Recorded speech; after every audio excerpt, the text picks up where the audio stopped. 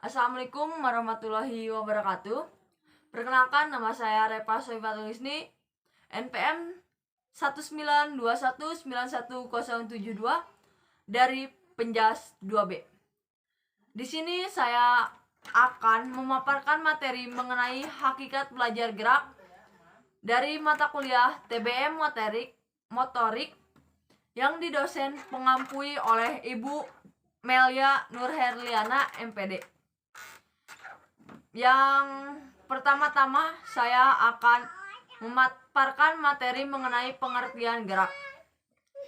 Apa itu gerak?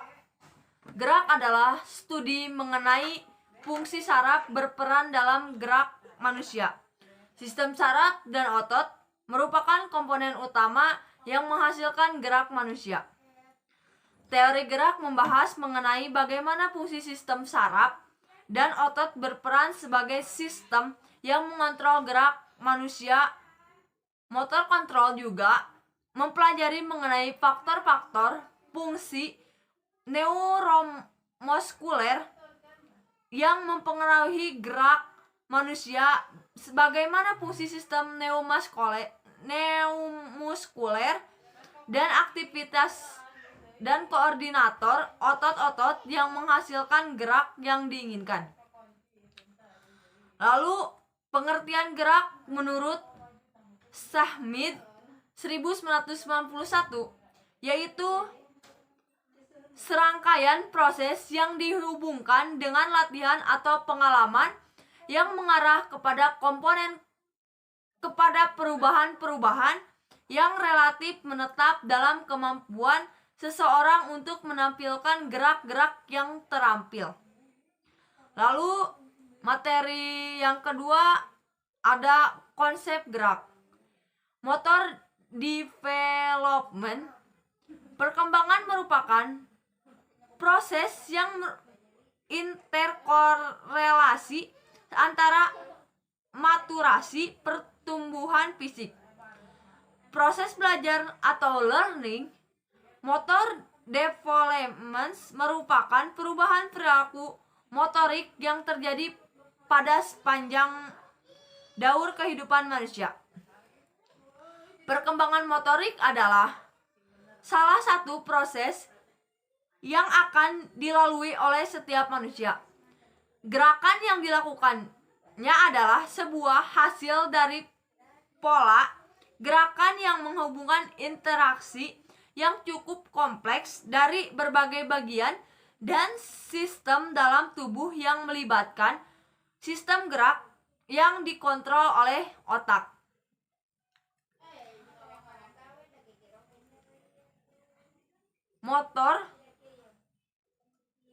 Motor development adalah untuk mencapai sinegrilitas fungsional, di mana seseorang melakukan gerakan secara sempurna dalam bereaksi terhadap stimulus dari lingkungan.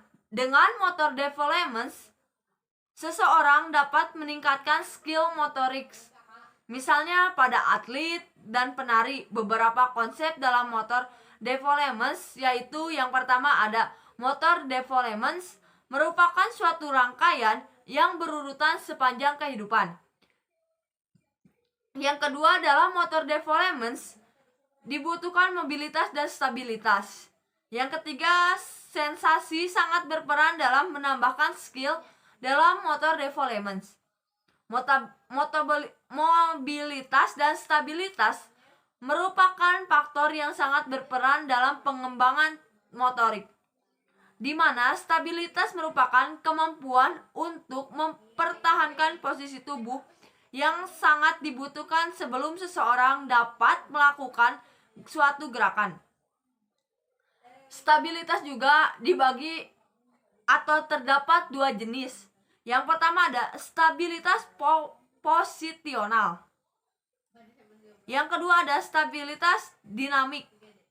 Nah, stabilitas posisional itu merupakan stabilitas yang terjadi karena faktor biomekanik dari posisi tubuh, bukan merupakan stabilitas oleh kontrol otot-otot tubuh. Sedangkan stabilitas dinamik merupakan stabilitas yang dihasilkan oleh kontrol otot-otot tubuh. Dalam perkembangan motorik dibutuhkan stabilitas dinamik, sedangkan fungsional akan meningkatkan resiko terjadinya kelemahan otot-otot tubuh. Gerakan berjalan merupakan gerakan refleks dari proprioseptif ke pusat spinal. Health Center model merupakan teori yang dipaparkan oleh Graham Brown yang menjelaskan mengenai kontrol lokomotor spinal, yaitu mengenai pola dasar gerakan melangkah yang dihasilkan oleh medula spinal tanpa adanya impuls eferen perifer. Model ini menjelaskan mengenai bekerjanya dua kelompok neuron spinal yang bekerja secara resiprokal atau timbal balik, di mana kedua kelompok neuron tersebut dapat menghambat satu sama lain, sehingga menghasilkan pola dan ritme dasar gerakan melangkah. Nah, selanjutnya mengenai ranah belajar gerak. Yang pertama yaitu komponen-komponen gerak. Apa saja sih komponen-komponen gerak atau bagaimana mengenai komponen-komponen gerak? Yaitu kemampuan seorang berbeda-beda tergantung pada banyaknya pengalaman gerakan yang dikuasainya. Kemampuan yang terdapat dalam kemampuan keterampilan fisik yang dapat dirangkum menjadi 5 komponen. Yang pertama ada kekuatan. Menurut Tobo, Kholik Muthohir, dan Gasril 2004-50 bahwa kekuatan adalah kemampuan sekelompok otot untuk menimbulkan tenaga sewaktu kontraksi. Kekuatan otot harus dimiliki anak usia dini.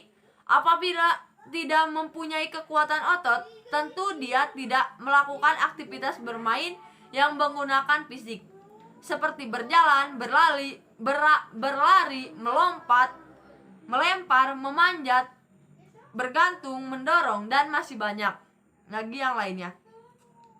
Lalu, menurut pendapat senada juga dikemukakan oleh Bompa yang diikuti Joko Pekik Irianto bahwa kekuatan adalah otot atau sekelompok otot yang mengatasi tahanan.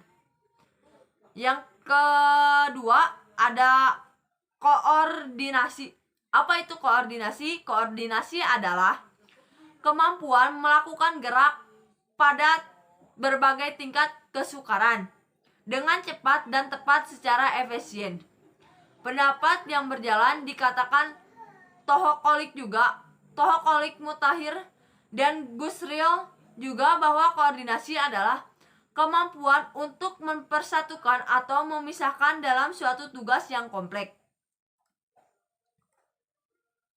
Nah, dengan ketentuan bahwa gerakan koordinasi meliputi kesempurnaan waktu antara otot dan sistem saraf.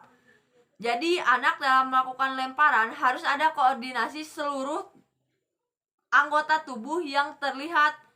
Anak dikatakan baik koordinasinya, gerakannya apabila mampu ia bergerak dengan mudah dan lancar dalam rangkaian dan irama gerakan terkontrol dengan baik. Lalu yang ketiga ada kecepatan. Apa itu kecepatan? Kecepatan menurut Barrow adalah bahwa secara umum kecepatan sebagai kapasitas individu untuk melakukan gerakan atas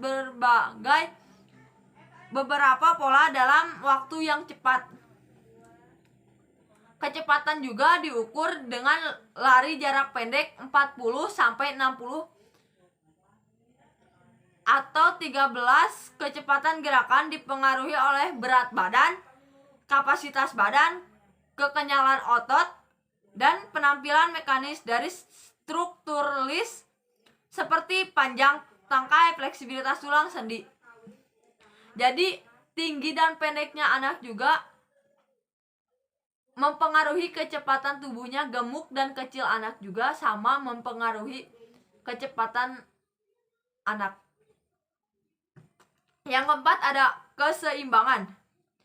Apa itu keseimbangan? Keseimbangan menurut Muthohir dan Gusril mengartikan keseimbangan yaitu kemampuan seseorang mempertahankan tubuh dalam berbagai posisi.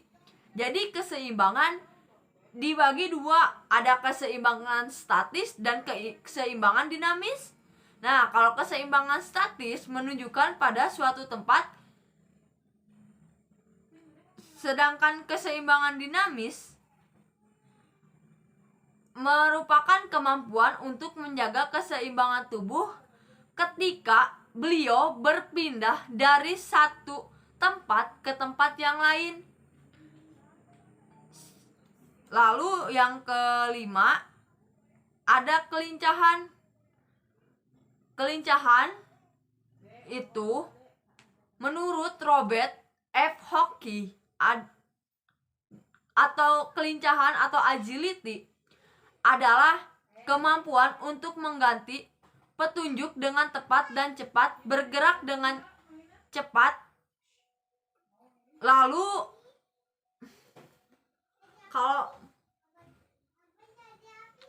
jadi kelincahan adalah bergerak dengan secepat mungkin dari satu tempat ke tempat yang lain dengan kecepatan yang maksimal. Nah, kalau saya simpulkan mengenai materi yang saya sampaikan barusan, gerak adalah suatu aktivitas fisik yang dilakukan oleh makhluk atau manusia untuk berpindah tempat dari tempat yang satu ke tempat yang lain untuk melakukan suatu perpindahan gerak yang dimana memiliki tujuan sebagai suatu pengembangan gerak bagi dirinya sendiri. Mungkin itu saja yang bisa saya sampaikan. Kurang lebihnya saya mohon maaf. Wassalamualaikum warahmatullahi wabarakatuh.